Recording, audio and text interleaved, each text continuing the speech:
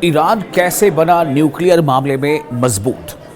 ایران کو کیا نیوکلیئر طاقت بننے کے پیچھے اسرائیل کا ہے ہاتھ؟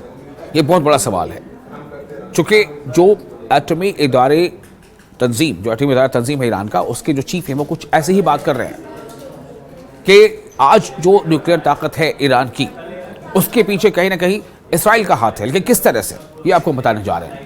ایٹمی ادارے کے سربراہ ہیں محمد اسماعیل، وہ یہ کہتے ہیں کہ اسرائیلی دراندازی اور تخریب کاری نے ایران کو جوہری خود کفالت کی طرف حاصل کرنے کے لیے مجبور کیا ہے۔ یعنی اسرائیل کی جو شاطرانہ جو حرکتیں رہی ہیں، اس کی وجہ سے آج اگر ایران نیوکلیئر افزودگی کے عمل میں آگے نکل چکا ہے تو اس کی وجہ بھی اسرائیل ہے۔ ایران کی ایٹمی توانائی تنظیم کے سربراہ کا کہنا ہے کہ اسرائیلی حکومت کی جانب سے ایران کے جوہری توانائی پروگرام، جوہری مطلب نیوکلیئر انرجی پروگرام کے خلاف دراندازی اور تخریب کاری نے، اس کی سازش نے ملک کو مکمل طور پر مقامی جوہری صنعت یعنی ریجنل نیوکلیئر انڈسٹری قائم کرنے پر مجبور کر دیا ہے، یا تنصیبات قائم کرنے پر مجبور کر دیا ہے۔ انہوں نے اس عمل کو مسلسل دباؤ اور رکاوٹوں کے جواب کے طور پر بیان کیا۔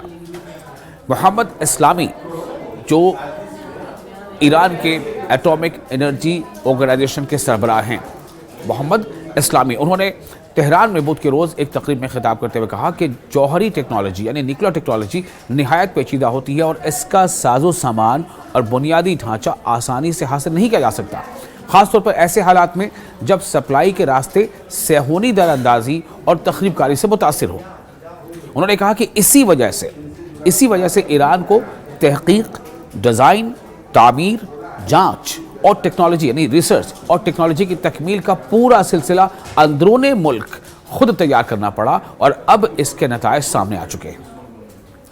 یعنی اس پورے چین میں، نیوکلیئر انرجی حاصل کرنے کی پورے چین میں جہاں کہیں بھی اس کے جو سٹیپس ہیں، مراحل ہیں، ان کا کہنا ہے کہ اس میں اسرائیل نے اپنی تخریب کاری سے اور اپنی دراندازی سے اس چین کو بالکل متاثر کر رکھا ہے۔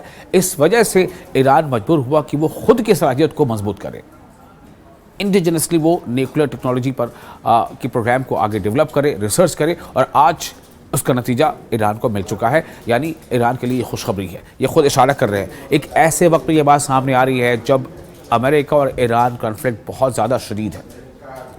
اس وقت یہ بات کہنا، اس سے بہت ساری چیزیں چھپی ہیں۔ انہوں نے مزید کہا ہے کہ آج ایران کو ایسی صورتحال کا سامنا ہے جہاں دشمن اپنی تمام طاقت، وسائل اور صلاحیتوں کے ساتھ ملک کو کمزور کرنے کی کوشش کر رہا ہے۔ ان کے مطابق ہدف صرف سرزمین نہیں بلکہ ایرانی عوام بھی ہیں۔ ایٹمی توانائی تنظیم کے سربراہ نے کہا ہے کہ امریکہ اپنی 2026 کی قومی سلامتی حکمت عملی کے تحت اپنے مفادات کو سفارتکاری یا طاقت کے ذریعے حاصل کرنے کی کوشش کر رہا ہے۔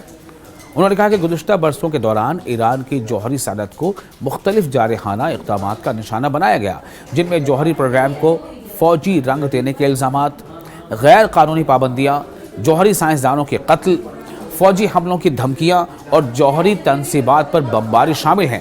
لیکن ان سب کے باوجود ان کے مطابق، یعنی سربراہ کے مطابق، آج ایران کے پاس ایک مقامی اور قابل اعتماد جوہری صنعت موجود ہے جو خود کا ہے، انڈیجنس ہے۔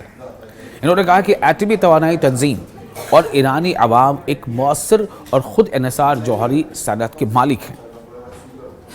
تو ایک طرح سے یہ سیدھا اعلان ہے اور ایک انتباہ بھی ہے ان تمام ملکوں کے لیے جو ایران کے ساتھ دشمن جیسا رویہ رکھتے ہیں۔ انہوں نے مزید کہا ہے، یعنی جو نیوکلیئر ایٹامک انرجی جو ہے، اس کے جو سربراہ ہیں ایران کے محمد اسلامی، انہوں نے کہا ہے کہ ایران کی سائنسی اور تکنیکی ترقی کو اسلامی انقلاب اور اس کی قیادت سے جوڑا۔ ان کے مطابق روح اللہ خامنئی، اسلامی انقلاب کی رہنمائی اور ان کے جو جانشین ہیں علی خامنئی کی قیادت اور باصلاحیت اور پرعزم نوجوانوں کی محنت کی بدولت ایران جدید سائنس اور ٹیکنالوجی کے میدان میں نمایاں مقام حاصل کر چکا ہے۔